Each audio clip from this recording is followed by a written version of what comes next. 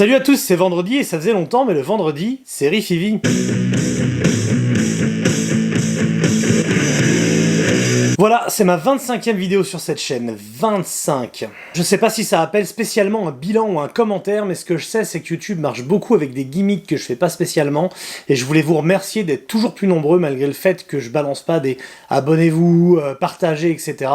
Donc merci à ceux qui l'ont fait, merci à ceux qui ont découvert la chaîne, qui ont peut-être regardé les vidéos à rebours. Merci, vous êtes maintenant un petit peu plus de 1000, 1200 et quelques, et franchement ça fait plaisir. J'en profite aussi pour dire merci à ceux que j'ai croisés en live, notamment au Court of Chaos et encore plus au Hellfest. Ceux qui m'ont glissé un petit mot ou même une critique constructive, c'était super sympa, merci beaucoup. Merci évidemment aussi à ceux qui ont partagé mes vidéos, qui ont fait découvrir ça à certains de leurs amis, ça me va droit au cœur, merci beaucoup, évidemment continuez. C'est comme ça que je vais pouvoir continuer à vous proposer du contenu, donc si ça vous plaît, n'hésitez pas à le faire savoir. Comme vous avez pu le remarquer aussi, les vidéos depuis peu sont monétisées, puisque j'ai la possibilité de le faire, je l'ai fait, alors je sais que ça peut être un peu galère pour la plupart d'entre vous d'avoir des vidéos avant, même si sur YouTube on a tous un peu pris l'habitude, voilà, sachez en tout cas que les quelques euros que ça rapporte, c'est le début, c'est la première pierre d'un truc que j'essaie de construire. Ce que je m'engage en tout cas, c'est à pas mettre de vidéos qu'on appelle mid-roll, c'est-à-dire au milieu de la vidéo et pour couper le contenu, donc j'en mets juste avant et après. Voilà, j'espère que ça sera pas trop désagrément et vous continuerez à rester fidèle à la chaîne. Bref, trêve de digression, on est parti et cette semaine on va parler du nouveau Mentard. À mon sens, le monde se divise en deux catégories, ceux qui ont vu Mentard en live et ceux qui ne les ont pas vus, et ceux qui les ont vus savent de quoi je parle. Mentard est un duo venu d'Allemagne et de Hambourg plus précisément, une ville avec un passé heavy metal assez prononcé, comme vous pouvez le voir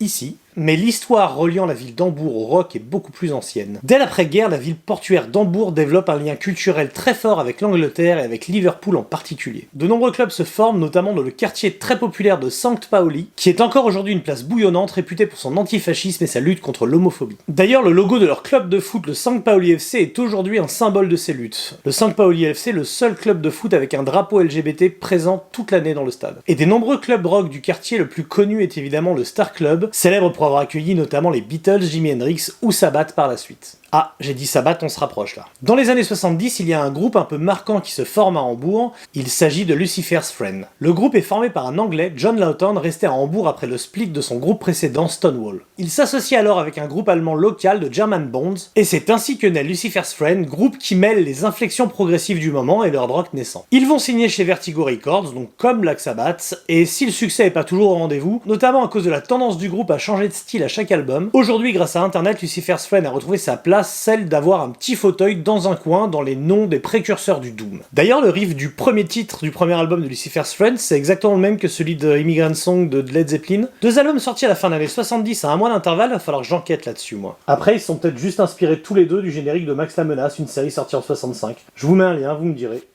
C'est ici.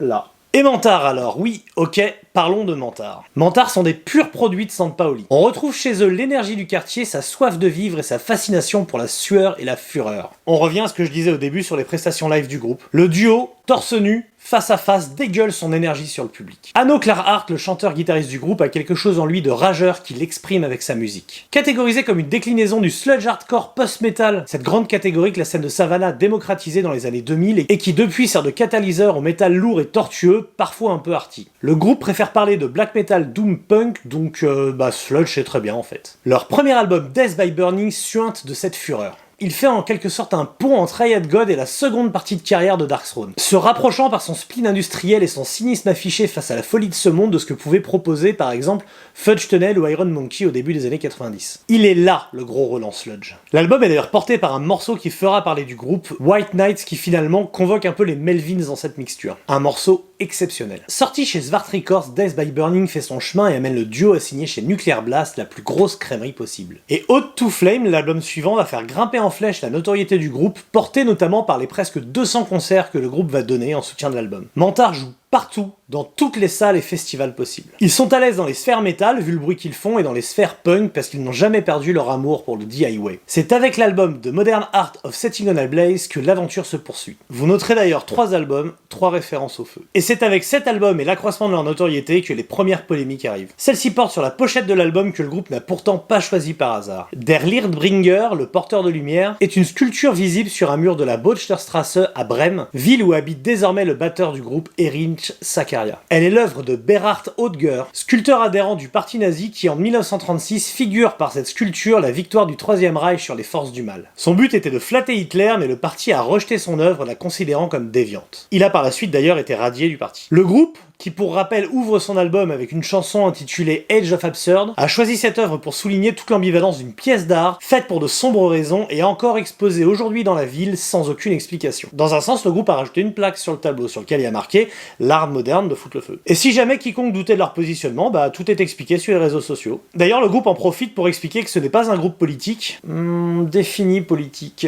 mais que le fascisme n'est pas un problème uniquement allemand et que partout dans le monde, les gens suivent de faux leaders. Les bonimenteurs, qu'ils soient religieux ou politiques, agitent le spectre d'une puissance d'antan et profitent du besoin que les gens ont d'avoir des réponses simples à des questions complexes, et c'est là tout le thème du nouvel album de Mantare. Pain is forever and this is the end. Ok, ça parle pas de feu, mais ça dit quand même un peu que c'est le bazar. Il faut dire que Mantare a plutôt enchaîné les galères. Le confinement déjà, pour un groupe qui passe sa vie en live, 2 ans sans pouvoir jouer, c'est financièrement et moralement quelque chose de très compliqué. Avant l'arrivée de la pandémie d'ailleurs, le groupe venait de sortir un album de reprise de grunge. L7, Babe in Toyland, Sonic Youth, Mazistar ou Meudonnet, le groupe explore une facette du grunge qui est loin d'être la plus connue. Fait notable, sur 5 des 8 titres proposés, il y a au moins une femme crédité à la composition. Hanno Clarhart vit désormais en Floride et il compose l'album tout seul de son côté. Problème, il finit par tout jeter, jugeant que ce qu'il a fait n'est vraiment pas assez bon. Il reprend tout à zéro et c'est à ce moment-là que le titre de travail de l'album est Pain is Forever and This is the End. À ce moment-là, il est convaincu que son groupe va cesser d'exister. Et c'est pas fini. Par 2 fois, il se rend en Allemagne pour enregistrer et par 2 fois, il se blesse grièvement au genou. Il est obligé d'être rapatrié pour se faire opérer en Floride chez lui. Il finira d'ailleurs par enregistrer ses guitares aux USA, ne revenant en Allemagne que pour les voix. Donc oui, c'est un enregistrement pénible et cette frustration, tu peux l'entendre tout au long de l'album. Un album qui est finalement un parfait mélange de cette rage punk et de cette lourdeur métal. Tu peux appeler ça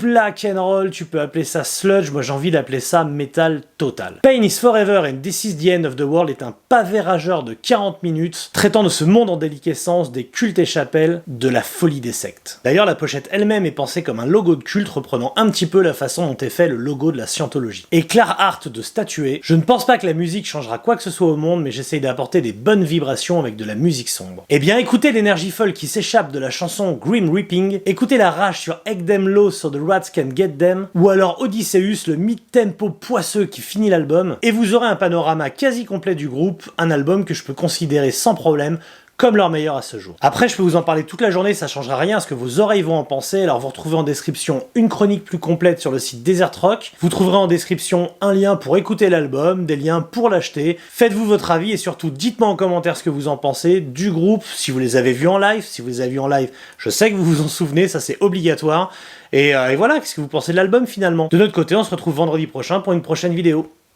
A plus. Eh bien, écoutez l'énergie folle de Grim Reaping, écoutez la rage de Hang Them Low so the Rats can get them, j'ai jamais passé ça.